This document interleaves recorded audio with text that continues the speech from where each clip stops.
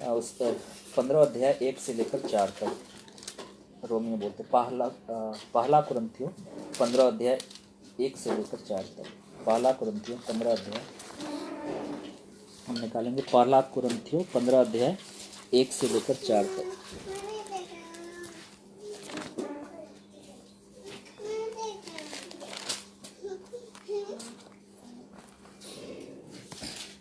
यहाँ लिखा है, हे भाइयों, अब मैं तुम्हें वही सुसमाचार बताता जो पहले सुना चुका हूँ, जिसे तुमने अंगीकार भी किया था और जिसमें तुम स्थिर भी हो, उसी के द्वारा तुम्हारा उद्धार भी होता है। यदि उस सुसमाचार को जो मैंने तुम्हें सुनाया था स्मरण रखते तो नहीं तो तुम्हारा विश्वास करना व्यर्थ हुआ।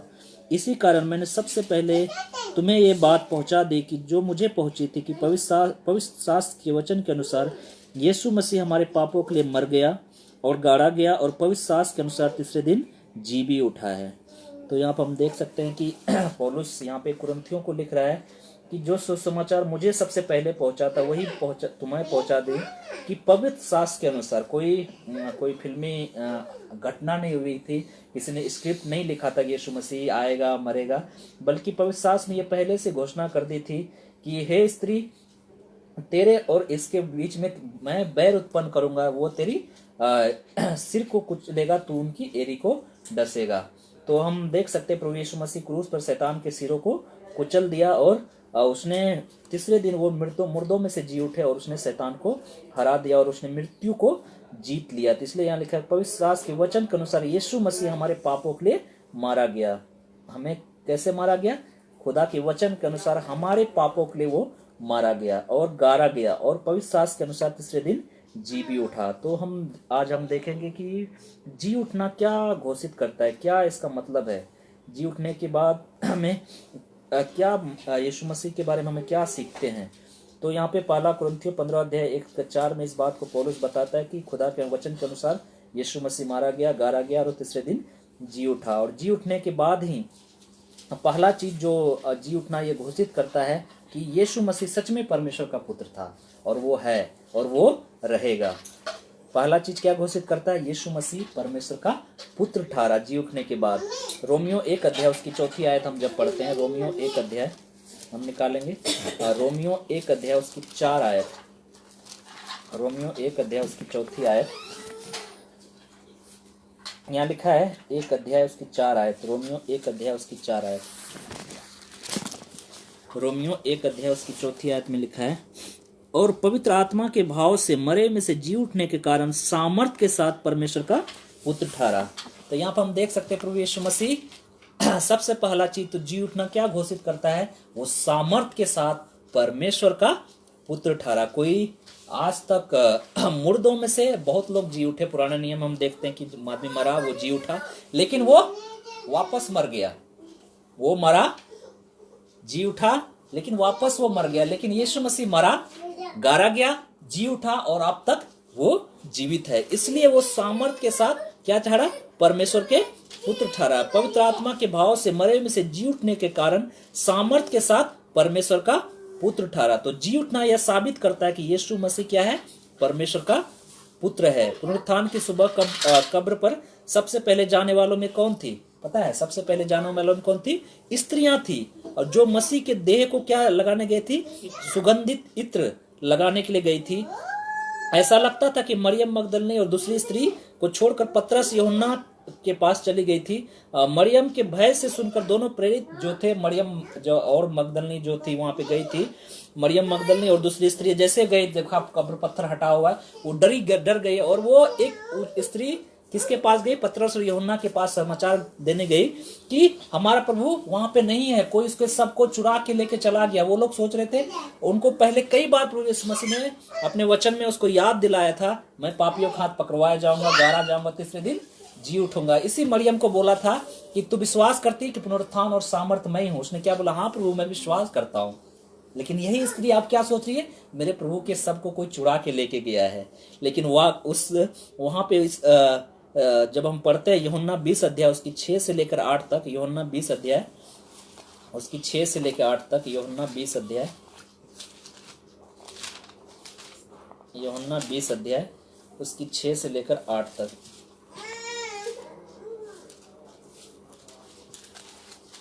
यहाँ लिखा हुआ है, और तब सामोन पतरस उसके पीछे पीछे पहुंचा और कब्र के भीतर गया और कपड़े पड़े देखा, और वो अंगोछा जो उसके सिर से बंधा हुआ था कपड़े के साथ पड़ा हुआ नहीं, परंतु अलग एक जगह लपेट कर रखा हुआ देखा। तब दूसरा चेला भी जो कब्र पर पहले पहुंचा था भीतर गया, देखकर विश्वास किया। वे तो अब तक पवित्र शास्त्र की यह बात न समझे थे कि उसे मरे में से जी उठना होगा। तब ये चेले अपने घर लौट गए थे। वहां पर हम देख सकते हैं यूहन्ना ने क्या देखा जिससे उसे विश्वास हो गया। उसने वो अंगोछा जो उसके सिर से बंधा हुआ कपड़े पे पड़ा हुआ था, उसने देखा, वो अलग जगह एक लपेटा हुआ देखा। उसने को क्या हुआ, विश्वास हो गया कि सच में मेरा प्रभु जी उठा है। क्योंकि अगर इसको कोई लाश को अगर चुरा के लेके जाता तो कपड़ा समेत लेके जाता, कपड़ा छोड़ के थोड़े जाता, वो भी अच्छी तरीके से ताई लगा के उसको अच्छी तरीके से समेट के एक जगह कोई रख के नहीं जाता है। तो उसको जब उसने अंगोछे को देखा जो प्रभु यीशु मसीह अपने पहने हुए रखता था, वो देखकर, वो अंगूछे को देखकर उसको विश्वास हो गया। यहाँ लिखा है कि देखकर उसने विश्वास किया, उस अंगूछे को एक जगह लिपटा हुआ पाया और उस यूहन्ना को विश्वास हो गया सच में मेरा प्रभु जी उठा है। तो यहाँ पे हम देख सकते हैं कि पहला चीज उसने जो भविष्यवाणी जो प्रभु यीशु मसीह के बारे में पहले से ही खुद प्रभु यीशु मसीह ने बोला था कि मैं पवित्र शास्त्र के अनुसार जो लिखा गया वो पूरा होगा कि मैं पकड़वाया जाऊंगा, मारा जाऊंगा, गाड़ा जाऊंगा, तीसरे दिन जी उठूंगा। और वो भविष्यवाणी पूरी हो चुकी थी। और वो भविष्यवाणी यहाँ पर मेल खाती। हम पढ़ेंगे मत्ती 16:21 में, मत्ती 16:21, मत्ती 16:21, मत्ती 16:21, मत्ती सुसमाचार उसकी 16 अध्याय। यहाँ पे प्रभु यीशु मसीह ने भविष्यवाणी की थी। उस समय यीशु अपने चेलों से बताने लगा, अवश्य है कि मैं यरूशलेम को जाऊं, पुरानियों और प्रधान याजकों और शास्त्रियों के हाथ बहुत दुख उठाऊं और मार डाला जाऊं और तीसरे दिन जी उठूं। तो ये भविष्यवाणी अब पूरी हो चुकी है। और इसने प्रभु यीशु मसीह ने कई बार अपने चेलों को भी बताया।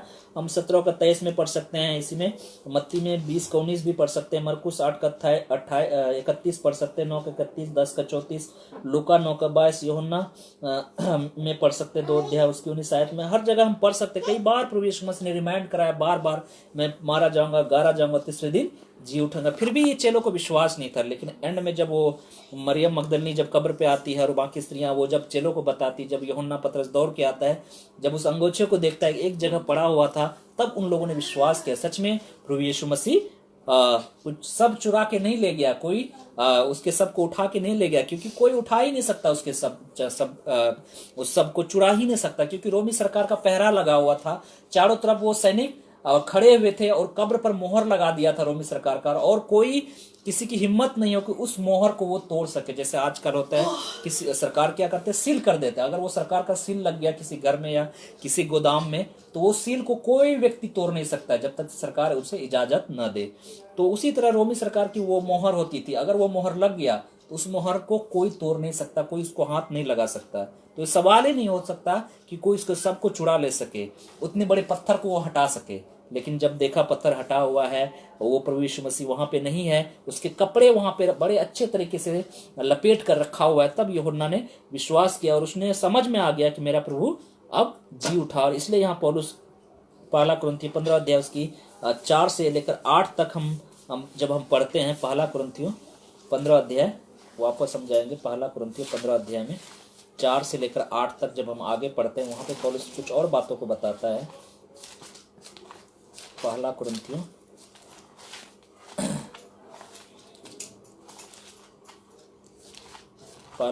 15 अध्याय 4 से लेकर 8 तक जब हम आगे पढ़ते हैं, यहाँ पे लिखा है, और गाड़ा गया और पवित्र शास्त्र के अनुसार तीसरे दिन जी भी उठा, और कैफा को तब 12 को दिखाई दिया। पहले किसको, कौन देखा?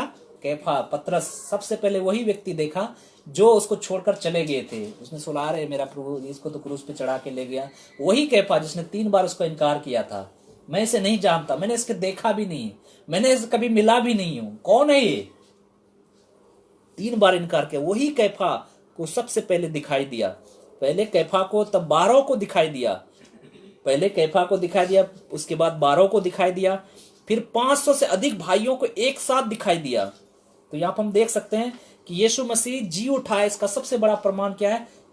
पहले एक व्यक्ति कैफा को दिखाई दिया, फिर 12 चेलों को दिखाई दिया, फिर 500 से अधिक व्यक्तियों को दिखाई दिया, जिसमें बहुत से अब तक जीवित है पर कुछ सो गए हैं। फिर याकूब को दिखाई दिया, तब सब प्रेरितों को दिखाई दिया, सबके बाद मुझे भी दिखाई दिया, जो मानो अधूरे दिनों का जन्मा हूं, क्योंकि मैं प्रेरितों में सबसे छोटा हूं, वरन प्रेरित कहलाने के योग्य नहीं, क्योंकि मैंने परमेश्वर कलीसिया को सताया था।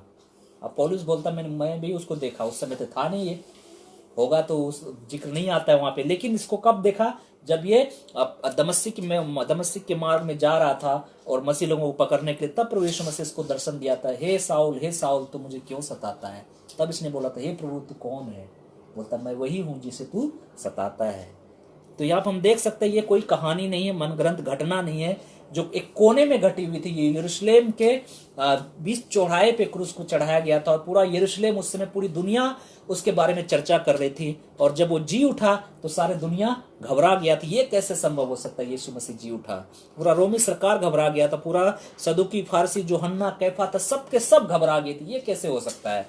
और यहाँ पे हम देख सकते हैं वो दिखाई दिया। 40 दिन तक प्रभु यीशु मसीह पृथ्वी पर रहा और चेलों से बातें करता रहा, उन्हें परमेश्वर के राज के बारे में बताता रहा।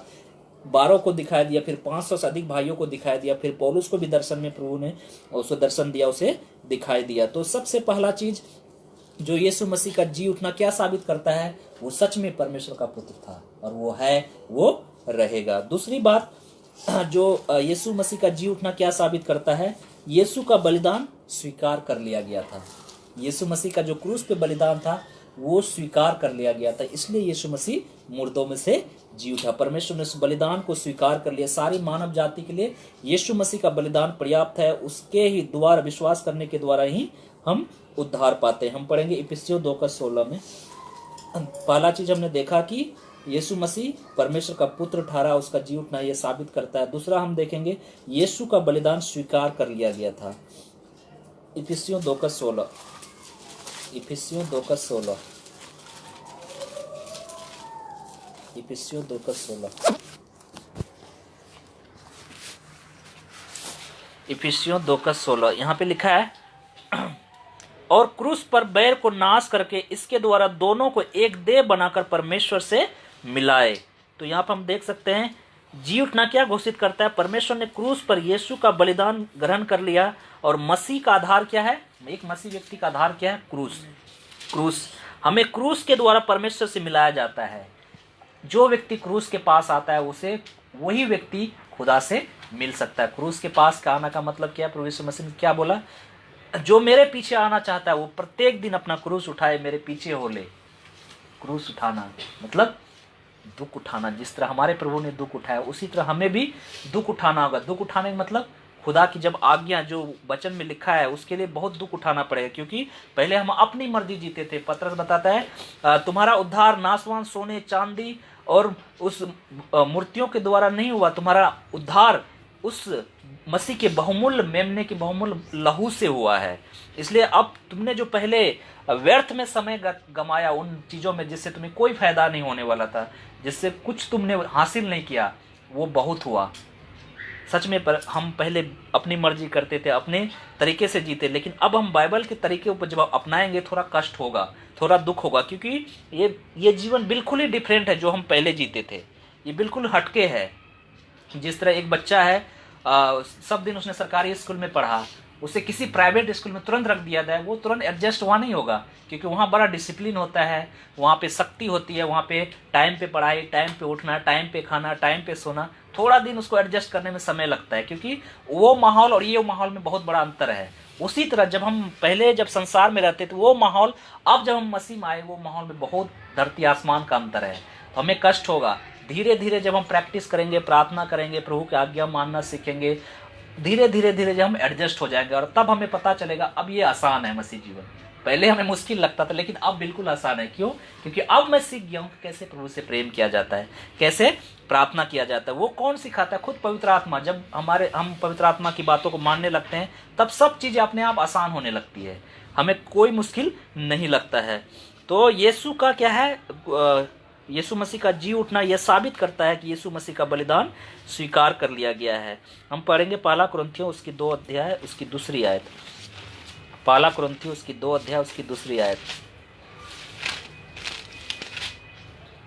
यहाँ लिखा है क्योंकि मैंने ये ठान लिया था कि तुम्हारे बीच यीशु मसीह वरन क्रूस पे चढ़ाए हुए मसीह को छोड़ किसी बात को ना जानो। यहाँ पे पौलुस ने क्या ठान लिया था? यीशु मसीह को। यहाँ लिखा है मैंने ये ठान लिया तुम्हारे बीच में यीशु मसीह वरन क्रूस पे चढ़ाए हुए मसीह को छोड़ किसी बात को मैं ना जानूं। यहाँ पे हमारे लिए भी यही बात होनी चाहिए, हमें ठान लेना चाहिए, हमें क्रूस पे चढ़ाए हुए यीशु मसीह, यहाँ पे क्या लिखा है? यीशु मसीह को छोड़ किसी बात को मैं ना जानूं। यहाँ पे लिखता है जब सप्ताह का पहले दिन वो इकट्ठे होते थे, क्यों इकट्ठे होने लगे? क्यों हम रविवार को आराधना करते हैं? क्यों? उसी दिन प्रभु यीशु मसीह जी उठा था। ये नहीं कि परमेश्वर ने पुराने नियम में आज्ञा दी 7वें दिन विश्राम करके मानना, तो वो 7वां दिन क्या कौन सा दिन था? सैटरडे पड़ता था। लेकिन नए नियम में क्यों हम सैटरडे छोड़कर संडे का आराधना करते हैं? क्योंकि यीशु मसीह संडे को रविवार के दिन जी उठा था। और पौलुस भी बताता है कि तुम सब अपना सप्ताह के पहले दिन चंदा इकट्ठा करके रखना। तो यहाँ पे हम इस बात को हम देखते हैं कि वो लोग जब इकट्ठे होते थे, कब इकट्ठे होते थे? जो सप्ताह का शुरुआत का दिन, जो संडे का दिन, उस दिन इकट्ठे होते थे, अपना चंदा इकट्ठा करता था, आराधना करता था, परमेश्वर की स्तुति करता था। तो इससे हमें पता चलता है कि यीशु मसीह का बलिदान स्वीकार कर लिया गया था। क्यों? यीशु मसीह मुर्दों में से सच में जी उठा था। आज तक ऐसा कभी हुआ नहीं था। ये पहली बार पूरे संसार में हुआ कि यीशु मसीह मुर्दों में से जी उठा और अब तक वो जीवित है, वो मरा नहीं, वो सर्वदा जीवित है। रोमियो 4 अध्याय उसकी 25 आयत में हम पढ़ते हैं। रोमियो 4 अध्याय उसकी 25 आयत में, रोमियो 4 अध्याय उसकी 25 आयत, रोमियो 4 अध्याय उसकी 25 आयत में लिखा है वो हमारे अपराधों के लिए पकड़वाया गया, हमारे धर्मी ठहराने के लिए जिलाया गया। क्या? हमारे अपराधों के लिए वो पकड़वाया गया। यहूदा इस्करियोती ने भले उसे पकड़वाया, लेकिन उसका पकड़वाया जाना पहले से ही ठहराया गया था। वो हमारे अपराधों के लिए पकड़वाया गया और हमें धर्मी ठहराने के लिए वो जिलाया गया। हम सब अधर्मी थे, हमें कोई खूबी नहीं था। रोमियो 3 का 23 लिखा है कि सब ने पाप किया, सब परमेश्वर की महिमा से रहित था, लेकिन वो हमें धर्मी ठहराने के लिए, वो हमें पवित्र ठहराने के लिए वो जिलाया गया। इसलिए हम ये बात को जान सकते हैं कि यीशु मसीह का जी उठना ये साबित करता है कि यीशु मसीह का बलिदान स्वीकार कर लिया है। तीसरा चीज हम देख सकते हैं कि जी उठना क्या साबित करता है? कि हमारा उद्धार हो सकता है। पहले हम नहीं जानते थे उद्धार कैसे होगा, बाकी अन्य जाति में हम पूछेंगे उद्धार कैसे होता है, उसका अलग अलग डेफिनेशन है। कोई बोलता है कि तुम्हें उद्धार तो है ही नहीं, तुम्हें भटकना पड़ेगा, कभी इस योनि में, कभी इस योनि में, कभी उस योनि में। और मुसलमान लोगों को पूछा जाए उद्धार कैसे होगा, उद्धार उनको भी पता नहीं है, क्योंकि अल्लाह के हाथ में है। क्योंकि हम कितना भी कुछ कर ले, लेकिन अल्लाह ही डिसाइड करेगा कि हम जन्नत जाएंगे या हम नरक जाएंगे, क्योंकि वही डिसाइड करेगा। चाहे हम कितनों नमाज पढ़ ले, कुछ पढ़ ले, लेकिन हमें भी नहीं पता है कि हम कहाँ जाएंगे। लेकिन बाइबल इस बात की घोषणा करती कि जितनों ने उसे ग्रहण किया, उसने उन्हें परमेश्वर की संतान होने का अधिकार दिया। रोमियो 10 का 9 और 10 में लिखता है कि यदि तू यीशु को प्रभु करके अंगीकार करे और मन में विश्वास करे, परमेश्वर ने उसे मरों में से जिलाया, तो निश्चय उद्धार पाएगा। हमें स्वर्ग जाने के बाद ये देखना, प्रभु यीशु मसीह चाहेगा तो हम जाएंगे, नहीं चाहेगा वो नहीं जाएंगे, लेकिन उसने पहले से बताया यदि तू विश्वास करेगा तो निश्चय उद्धार पाएगा। किस चीज से? तो अपने पापों से उद्धार पाएगा। तो हमारा उद्धार हो सकता है। ये जी उठना घोषित करता है कि हर मानव जाति, जो भी मानव जाति है, जो भी मनुष्य है, हर व्यक्ति का उद्धार हो सकता है अगर वो पुनरुत्थान पर विश्वास करे। अगर वो रोमियो 10 का 9 10 जो पौलुस बताता है कि तू विश्वास करे, अपने मुंह से विश्वास करे यीशु को परमेश्वर ने मरों में से जिलाया, तो निश्चय ही उद्धार पाएगा। हम पढ़ेंगे मत्ती 9 रोमियो 6 अध्याय उसके 4 से लेकर 6 तक। रोमियो 6 अध्याय 4 से लेकर 6 तक यहाँ लिखा है, अतः उसे मृत्यु का बपतिस्मा पाने से हम उसके साथ गाड़े गए, ताकि जैसे मसीह पिता की महिमा के द्वारा मरे में से जिलाया गया, वैसे तुम भी नए जीवन की चाल चलो। क्योंकि यदि हम उसकी मृत्यु की समानता में उसके साथ जुट गए, तो निश्चय उसके जी उठने की समानता में जुट जाएंगे। हम जानते हैं कि हमारा पुराना मनुष्य उसके साथ क्रूस पे चढ़ाया गया, ताकि पाप का शरीर व्यर्थ हो जाए और हम आगे पाप के दासत्व में ना रहे। तो जी उठ प्रभु यीशु मसीह का जी उठना क्या घोषित करता है? कि हमारा उद्धार हो सकता है। यानी हमारा पापी शरीर यीशु मसीह के साथ क्रूस पे चढ़ाया जाता है, गाड़ा जाता है, और जैसे यीशु मसीह जी उठता है, उस तरह हम भी नए जीवन की चाल चलने के लिए जी उठते हैं। हमारा इस बात को प्रमाणित करता है कि जिस तरह यीशु मसीह मुर्दों में से जिलाया गया, हम भी अगर प्रभु यीशु मसीह जब तक नहीं आता तब तक अगर हम मर भी गए तो भी हम जिलाए जाएंगे, क्योंकि यीशु मसीह जिलाया गया है और हम उसके नाम पर विश्वास करते हैं, हम भी जिलाए जाएंगे, क्योंकि ये बाइबल इस बात को बताती है। इफिसियों 2:5 में हम पढ़ते हैं, इफिसियों 2:5 में, इफिसियों 2:5, इफिसियों 2:5 में लिखा है,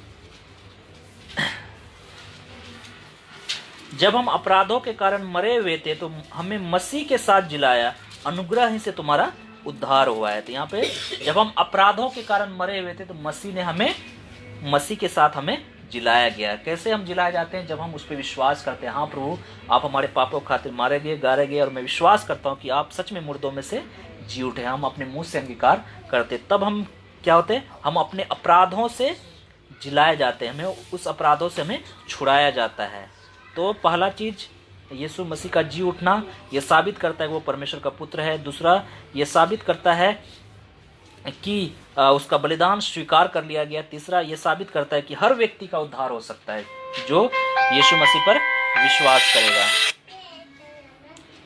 चौथा चीज है, हमें जीवित उद्धारकर्ता मिला है। यीशु मसीह का जी उठना क्या घोषित करता है? कि हमें एक जीवित उद्धारकर्ता मिला है। इस संसार में जितने भी देवी देवता हैं, जो भी हम मानते हैं, सब इस संसार से चले गए, कोई जीवित नहीं है सिवाय प्रभु यीशु मसीह के। हम पढ़ेंगे इब्रानियों 7:25 में, इब्रानियों 7:25, इब्रानियों 7:25, इब्रानियों 7:25,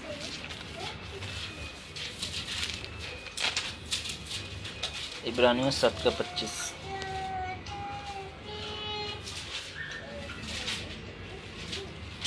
इब्रानियों 7:25 यहाँ लिखा है, इसीलिए जो उसके द्वारा परमेश्वर के पास आते हैं वो उनका पूरा पूरा उद्धार कर सकता है, क्योंकि वह उनके लिए विनती करने को सर्वदा जीवित है। इसीलिए जो उसके द्वारा परमेश्वर के पास आते हैं, किसके द्वारा? यीशु मसीह के द्वारा। अगर हम परमेश्वर के पास आते हैं तो वो उनका पूरा पूरा उद्धार कर सकता है। अरे थोड़ा थोड़ा उद्धार नहीं होगा, तू ये कर ले तो हो सकता है कि तू स्वर्ग में पहुंच जाएगा, तू ये हवन कर ले, हो सकता है कि तेरे परिवार को ये बीमारी से छुटकारा मिल जाएगा, हो तू ये कर ले तो हो सकता है यहाँ नहीं है। यहाँ पे लिखा है कि 100%, 101%, चाहे इसको 2000% मान लो, कितना मान लो, पूरा पूरा वो उद्धार कर सकता है, क्योंकि वो उनके लिए विनती करने के लिए सर्वदा जीवित है। आज प्रभु यीशु मसीह हमारे लिए विनती करने के लिए स्वर्ग में सर्वदा जीवित है। याद रखें, अगर हम भले ही प्रार्थना करें या ना करें, लेकिन हमारा प्रभु आज भी हमारे लिए प्रार्थना करता है, वो सर्वदा, क्योंकि वो जीवित है और वो आज भी स्वर्ग में रहकर भी हमारे लिए प्रार्थना करता है। आगे हम पढ़ेंगे मत्ती 28:20, मत्ती 28:20,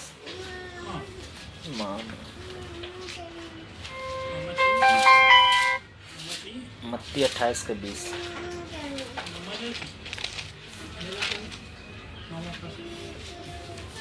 और लिखा है, उन्हें सब बातें जो मैंने तुम्हें आज्ञा दी है मानना सिखाओ, देखो मैं जगत के अंत तक सदा तुम्हारे संग हूँ।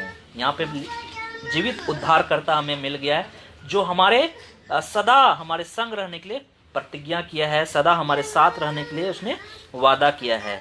तो यीशु सदा हमारे साथ होने की प्रतिज्ञा की है। 20 आयत में 28:20 क्या प्रतिज्ञा की है? उन्हें सब बातें जो मैंने तुम्हें आज्ञा दी मानना सिखाओ, देखो मैं जगत के अंत तक सदैव तुम्हारे साथ हूँ। जो हम सीखते हैं, खुद हम माने, दूसरों को हम सिखाएं, तो यीशु मसीह जो जीवित परमेश्वर है वो हमेशा हमारे साथ रहेगा। ये कितनी अद्भुत बात है कि कोई अगर हम कई बार हम अकेले पड़ जाते हैं, लेकिन बाइबल बताती है कि हम अकेले नहीं हैं, हमारा प्रभु हमारे साथ है, क्योंकि वो जीवित है और वो जीवित परमेश्वर हमेशा हमारे साथ है। आगे हम पढ़ते हैं मत्ती 18:20, मत्ती 18:20 में, मत्ती 18:20 में यहाँ लिखा है, क्योंकि जहाँ 2 या 3 मेरे नाम में इकट्ठे होते हैं वहाँ मैं उनके बीच में होता हूँ। यहाँ पे किस बारे में बताया? जब अब कलीसिया में जब हम इकट्ठे होते हैं, यहाँ लिखा है कि वहाँ मैं उनके बीच में होता हूँ। यदि हम परमेश्वर के नाम से इकट्ठे होते हैं, उसकी महिमा करने के लिए इकट्ठे होते हैं, प्रभु यीशु मसीह हमारे बीच में होता है। यानी क्यों बीच में होता है? क्योंकि वो जीवित है। अगर वो मुर्दा होता तो शायद हम ये वचन ये वचन यहाँ पे नहीं होते। ये वचन इसलिए यहाँ पे लिखा गया क्योंकि वो जीवित है। और आज जहाँ भी कहीं भी हम यीशु के नाम से इकट्ठे होते हैं, हम कलीसिया इकट्ठी होती है, वहाँ प्रभु यीशु मसीह उपस्थित होता है, वहाँ उनके बीच में होता है। आगे हम पढ़ते हैं रोमियो 5:10। रोमियो 5:10 में, रोमियो 5:10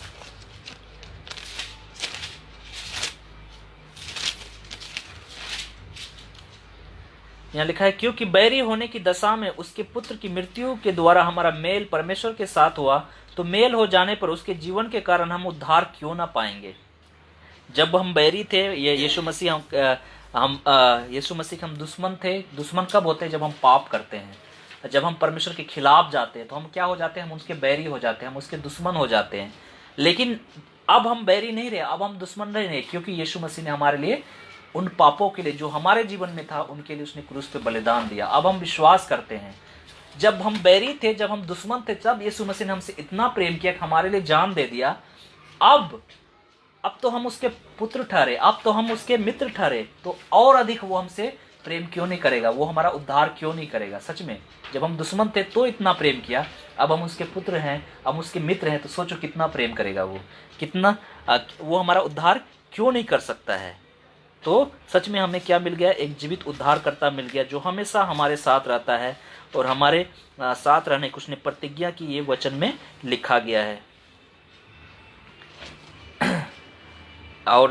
और भी चीजें हैं जो यहाँ पे वचन में हम सीखेंगे। यीशु मसीह का जी उठना क्या साबित करता है? हम भी जिलाए जाएंगे, हम भी जिलाए जाएंगे। अगर हम यीशु मसीह विश्वास करते हैं तो यीशु मसीह का जी उठना ये घोषित करता है कि हम सब जिलाए जाएंगे। जो भी यीशु मसीह पर विश्वास करता है एक दिन सब के सब जिलाए जाएंगे। अय्यूब ने एक क्वेश्चन पूछा था कि यदि मनुष्य मर जाए तो फिर वो जीवित होगा? यहाँ पे यीशु मसीह उत्तर देते हैं हाँ, क्योंकि यीशु जिलाया गया था। हाँ, यदि व्यक्ति मर जाए तो वो जीवित होगा। तो आगे यीशु मसीह का जी उठना यह घोषित करता है कि हम सब जिलाए जाएंगे। हम सब मतलब जो उस पर विश्वास करते हैं वो सब जिलाया जाएगा। हम पढ़ेंगे 1 कुरिन्थियों 15:20 से लेकर 26 तक में ये सच्चाई की पुष्टि की गई है। 1 कुरिन्थियों 15:20 से लेकर 26 तक। 15:20 से लेकर 26 तक।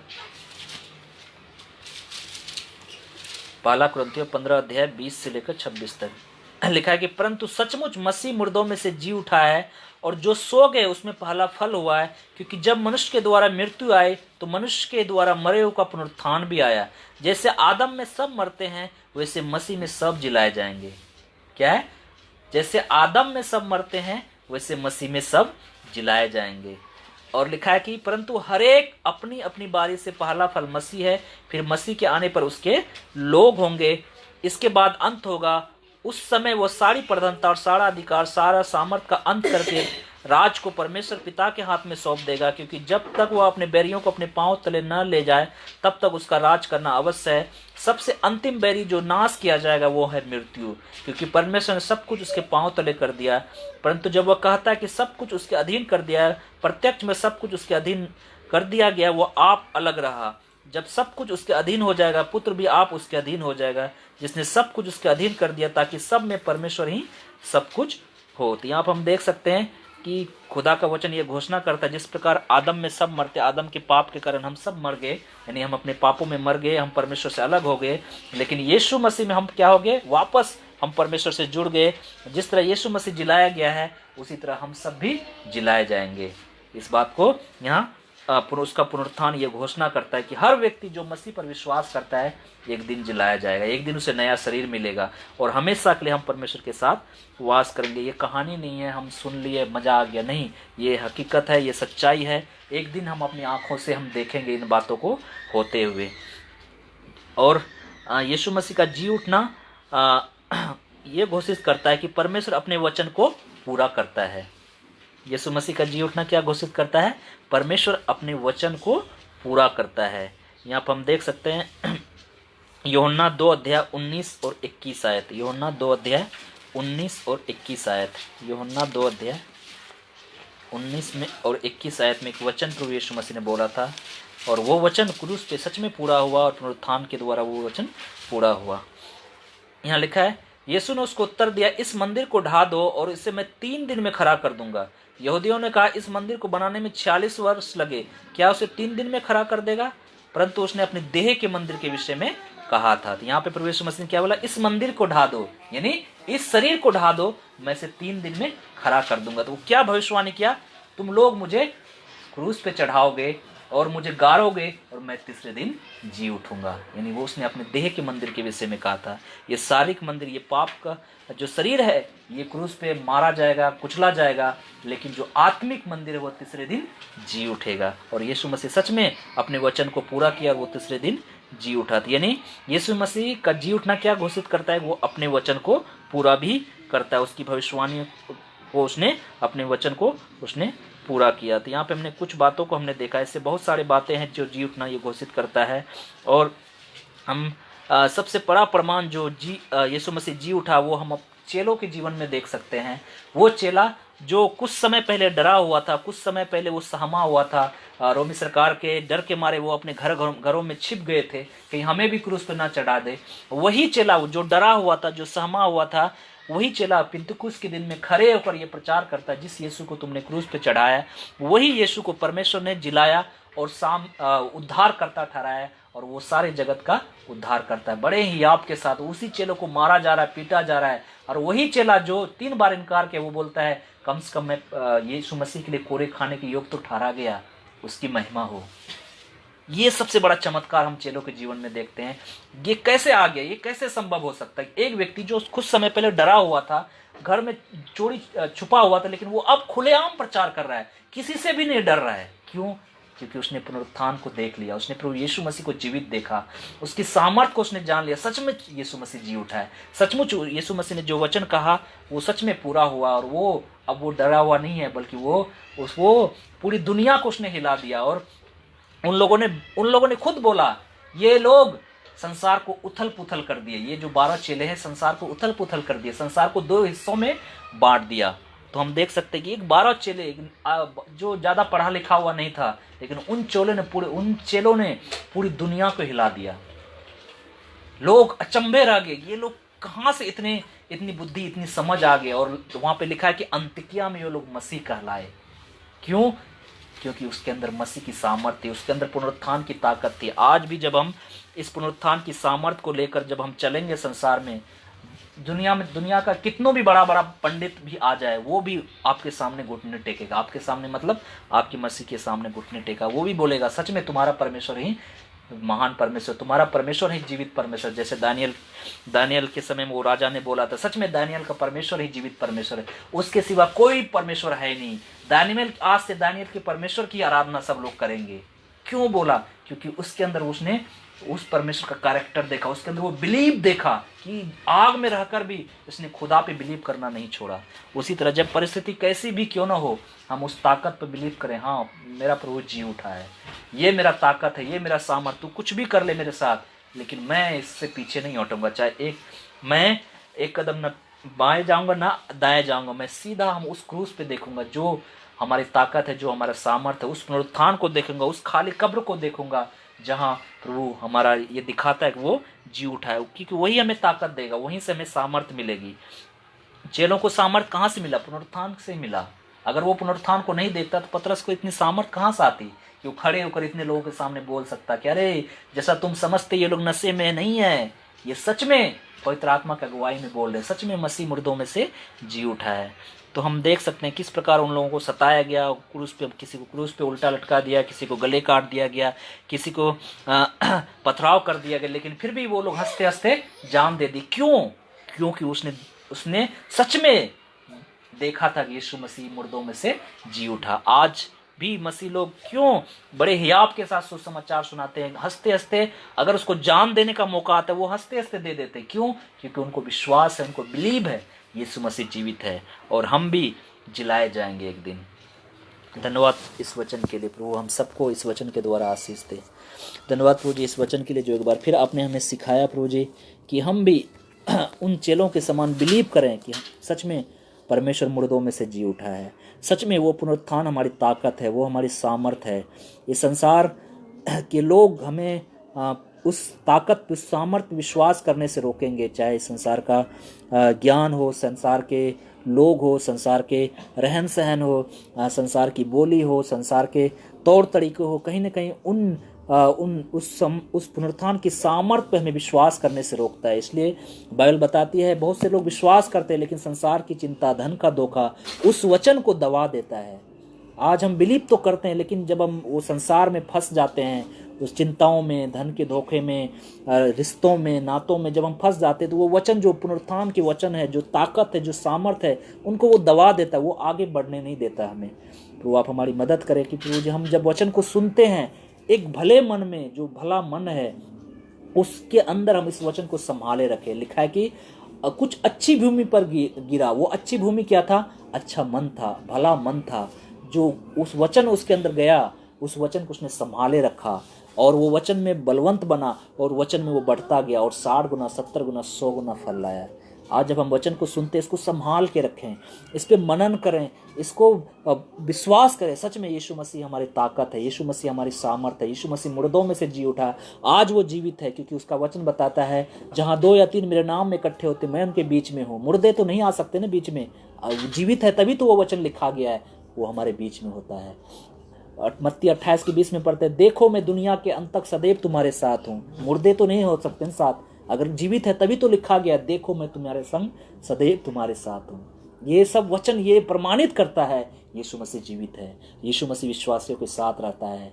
संसार की कोई ताकत उसका कुछ नहीं कर सकती। इसलिए पौलुस लिखता है कि कौन हमको मसीह के प्रेम से अलग करेगा? क्या मृत्यु, क्या जोखिम, क्या तलवार, क्या नंगाई, क्या सृष्टि, क्या कोई ऐसी वस्तु है जो मसीह के प्रेम से हमें अलग कर सके? कोई नहीं, क्योंकि हमारा जीवित परमेश्वर हमारे साथ है। तो हमारा विरोधी कौन हो सकता है?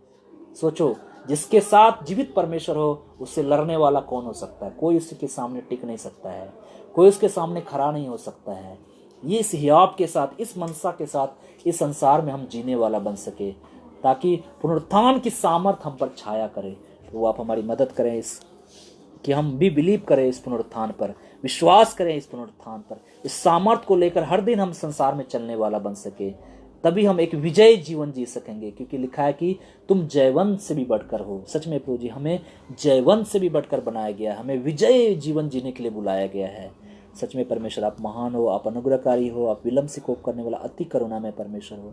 आपका दया, आपका अनुग्रह हम सबके ऊपर बना रहे प्रभु जी। और प्रभु जी जो भाई बहन विश्वास में कमज़ोर हैं प्रभु जी, उनके विश्वास को मजबूत बनाए। जो आपके प्रेम को नहीं समझ पाए वो आपके प्रेम को समझने वाला बन सके, उस क्रूस को निहारने वाला बन सके। वो क्रूस एक प्रेम कहानी है जो दिखाता है कि हमारा प्रभु हमसे कितना प्रेम करता है, कितना प्रेम करता है कि हमारे लिए वो कुचला गया। बाइबल बताते यशायाह लिखता है कि परमेश्वर को भाया कि वो अपने पुत्र को कुचले। सोचो, हमारे लिए, हम जैसे पापियों के लिए परमेश्वर ने अपने पवित्र पुत्र यीशु मसीह को कुचला, लोगों के हाथों उसे कुचलवाया, उसे कोरे मरवाए, उस पर थुकवाया, उसके कपड़े बंटवाए। ये सब कुछ हमारे लिए उसने किया, क्योंकि ये हमारा परमेश्वर हमसे प्रेम करता है। सच में कितनी अद्भुत बात है कि हम उस प्रेम को समझ नहीं पा रहे हैं कि क्या क्या यीशु मसीह ने क्रूस पे। साधारण सी बात नहीं है हम यीशु मसीह क्रूस पे मरा, कैसे मरा ये सबसे बड़ी बात है। बड़ी दर्दनाक मौत उसे मारी गई, दर्दनाक तरीके से उसे मारा गया, क्योंकि परमेश्वर ने चाहा कि ऐसे ही कुचला जाए मेरा बेटा, ताकि सारी मानव जाति को उद्धार हो सके, सारी मानव जाति बचाया जा सके, सब परमेश्वर के प्रेम को जान सके कि मैं उनसे कितना प्रेम करता हूँ। सच में परमेश्वर हम आपको जान सके, सच में आपके उस महान प्रेम को समझ सके जो आपने क्रूस पे किया प्रभु जी। सच में हमारे पापों खातिर आप कुचले गए, मारे गए, कांटों का मुकुट पहनाया गया, आपके कपड़े बांटे गए प्रभु जी, आपके सारे शरीर का लहू बहाया गया प्रभु जी। फिर भी आपने बोला, हे पिता इन्हें माफ़ करिए, नहीं जानते ये क्या कर रहे हैं। सच में आज भी आप स्वर्ग से बोल रहे हैं, जब हम नादानियाँ करते हैं, जब हम बाइबल नहीं पढ़ते, प्रार्थना नहीं करते हैं, फिर भी आप प्रार्थना करते, पिता इन पर क्रोध मत कर, ये सहन नहीं कर पाएंगे आपके क्रोध को, इन्हें माफ़ कर, इन्हें मौका दे। सोचो, अगर खुदा नए पुराने नियम में जब जिस खुदा के बारे में पढ़ते हैं, थोड़ी सी गलती होता था उसे पथरवाह कर दिया जाता था, उस पर आग बरसा देता था, उसको दूसरी जातियों के हवाले कर दिया जाता था। सोचो, वो खुदा अगर यीशु मसीह बीच में ना आए तो सोचो हम कहीं के नहीं रहेंगे। लेकिन यीशु मसीह बीच में आ जाता है, बोलता है पिता माफ़ कर दे, बच्चा है, छोड़ दे, इन पर दया कर, इन्हें मौका दे, सुधर जाएगा। उड़ाव पुत्र की कहानी यही दर्शाता है। एक प्रेमी पिता जो हमसे प्रेम करता है, वो हमें बार बार मौका देता है, बार बार मौका देता है। अगर हम उस मौके को अपनाते हैं तो वो हमसे गले लगाने के लिए तैयार है, वो हमसे प्रेम करने के लिए तैयार है। वो बोलता है, हे मेरे बेटा, हे मेरी बेटी, वापस आओ, अपने घर में आओ, खुदा ने तुम्हारे लिए घर तैयार करके रखा है। अगर नहीं होता मैं तुम्हें पहले से बता देता। सच में खुदा ने हमारे लिए एक अद्भुत घर तैयार करके रखा है, जो हाथों का बनाया हुआ नहीं है बल्कि चिरस्थायी है। वो कभी पुराना नहीं होगा। सच में परमेश्वर प्रकाशित वाक्य में उस घर का जिक्र किया गया है। प्रभु आप हमारी मदद करें, सहायता करें प्रभु जी की। आप चाहते हैं कि हर व्यक्ति, हर बच्चा आपके करीबी में आपके प्रेम को समझे, उस क्रूस के बलिदान को समझे, किस प्रकार के मृत्यु को आपने सहन किया, किस प्रकार के दुखों को आपने सहन किया, और सच में आप मुर्दों में से जी उठे। खुशी की बात है, आनंद की बात है कि इतने दुख उठाने के बाद लिखा है कि उसे परमेश्वर के सामने दाहिने ओर बैठाया गया, क्योंकि उसने उस दुख को झेला, उस क्रूस की मृत्यु को, पीड़ा को सहा। इसलिए खुदा ने उसे वो सिंहासन दिया जो उसने छोड़ के गया था, वापस उसे सिंहासन दिया, वापस उसे सामर्थ्य दी, वापस उसने अधिकार दिया। और बाइबल बताती वो अधिकार उसने कलीसिया को दे दिया। आज परमेश्वर ने वो सामर्थ्य जो यीशु को मिला वो हमें दिया गया है।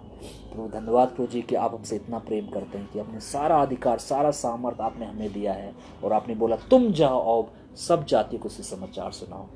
प्रभु जी सच में हम पांचवा सुसमाचार बन सके, हमारा जीवन एक सुसमाचार बन सके, हमारा जीवन परमेश्वर का प्रेम का सुसमाचार बन सके। जब लोग हमारे जीवन को पढ़े तो परमेश्वर के प्रेम के पन्नों को पढ़ सके कि खुदा इसके अंदर वास करता है, सच्चा परमेश्वर इसके अंदर वास करता है। इसकी बोली से खुदा का प्रेम टपकता है। इसके चलने से पता चलता है कि यीशु मसीह चल रहा है। सच में परमेश्वर हमारे चाल चलन, हमारी बोली, हमारा देखना, हमारा उठना, हमारा बैठना आपको भा सके, आपको प्रसन्न कर सके। हमारा प्रकाश मनुष्यों के सम्मुख चमके, ताकि हमारे भले कामों को देखकर आपकी महिमा हो सके, आपकी प्रशंसा हो सके। हम घटे प्रभु जी, आप बढ़े प्रभु जी। लोग हमारी बड़ाई ना करें बल्कि आपकी बड़ाई करने वाला बन सके प्रभु जी, क्योंकि आपने हमें बचाया, हम जैसे पापियों को बचाया। जब हम पापी ही थे, बाल बता ठीक समय पर हम जैसे अभक्तिहीनों के लिए यीशु मसीह मरा। सच में परमेश्वर आप महान है, आप अनुग्रहकारी है प्रभु जी। सच में परमेश्वर आप दयालु है प्रभु जी। हालेलुया परमेश्वर, आपकी स्तुति हो, आपकी महिमा हो प्रभु जी। सच में परमेश्वर आत्मा और सच्चाई से तेरी आराधना करें, आत्मा और सच्चाई से तेरी आराधना करें। यीशु तू ही है, तू ही है हमारा प्रभु। यीशु तू ही है, तू ही है हमारा प्रभु। महिमा हो तेरी, महिमा हो तेरी, हो महिमा हो तेरी। यीशु महिमा हो तेरी। हृदय की गहराइयों से तेरी आराधना करे, हृदय की गहराइयों से तेरी आराधना करे। ऊंचा और ऊंचा, सबसे ऊंचा रहे तेरा नाम। ऊंचा और ऊंचा, सबसे ऊंचा रहे तेरा नाम। महिमा हो तेरी, महिमा हो तेरी, हो महिमा हो तेरी। यीशु महिमा हो तेरी। ऊंचा और ऊंचा, सबसे ऊंचा रहे तेरा नाम। ऊंचा और ऊंचा, सबसे ऊंचा रहे तेरा नाम। प्रेम तेरा सच्चा है ये जानते हैं हम, तुझको सच्चा साथी मानते हैं हम। प्रार्थना को सुनने वाले, आंसुओं को पोंछने वाले, प्रार्थना को सुनने वाले, आंसुओं को पोंछने वाले।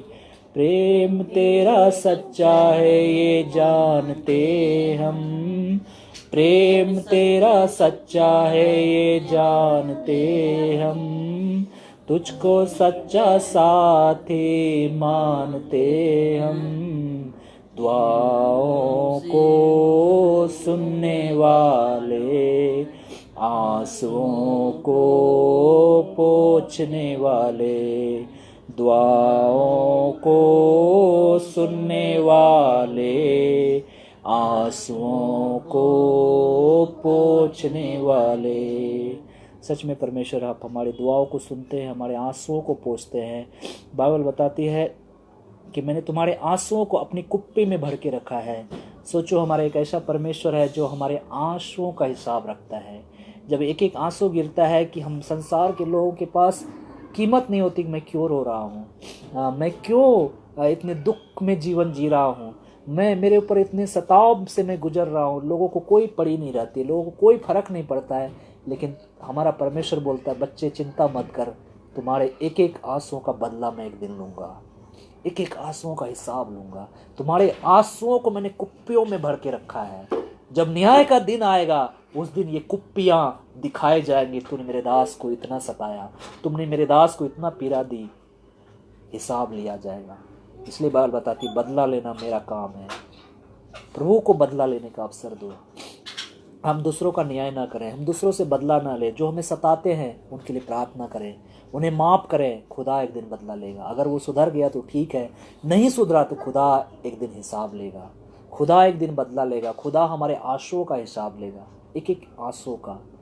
अभी हमें बदला लेने की ज़रूरत नहीं है, अभी हमें कुछ करने की ज़रूरत, अभी सिर्फ हमें यीशु मसीह के जैसा जीने की ज़रूरत है। इसलिए पौलुस बताया, अपने में वही स्वभाव रखो जो मसीह यीशु का स्वभाव है। और पौलुस लिखता है, सारी दीनता, सारी नम्रता सहित एक दूसरे की सह लो। सच में हमें सहने के लिए अभी ज़रूरत है, लेकिन परमेश्वर इन सब चीज़ों का हिसाब एक दिन बदला लेगा। वो परमेश्वर का काम है, हमारा काम नहीं है बदला लेना। प्रभु धन्यवाद हो प्रभु जी, हमारा काम एक ही काम है कि हम अपने आपके कैरेक्टर को, आपके स्वभाव को अपने जीवन से हम दिखाने वाला बन सके कि सच में यीशु मसीह हमारे अंदर है और हमारे अंदर काम करता है। अभी तक आपने हम सबको संभाला प्रभु जी, आगे भी हमें संभालना, हमारा अगुवाई करना।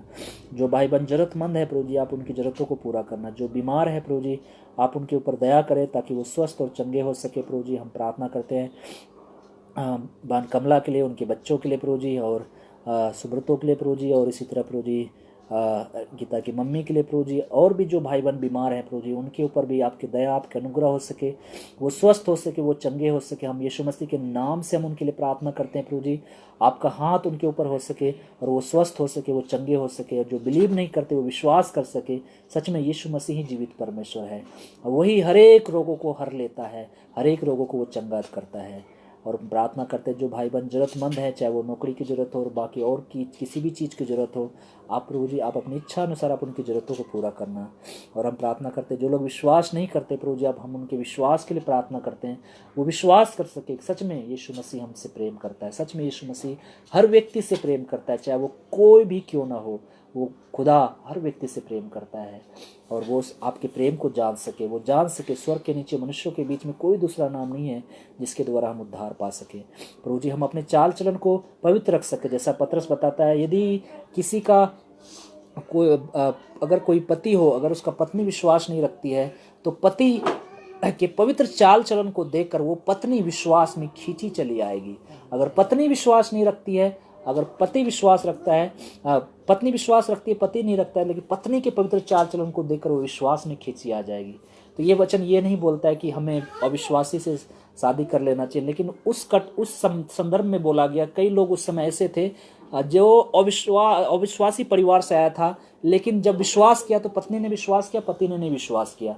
किसी का पति विश्वास पति विश्वास नहीं किया, पत्नी विश्वास कर ली। तो ऐसे लोगों के लिए लिखा गया कोई बात नहीं, अगर वो विश्वास नहीं करती, तू विश्वास करता है, तू अपना चाल चलन पवित्र रख, एक दिन वो जिस तरह तू विश्वास में आया वो भी विश्वास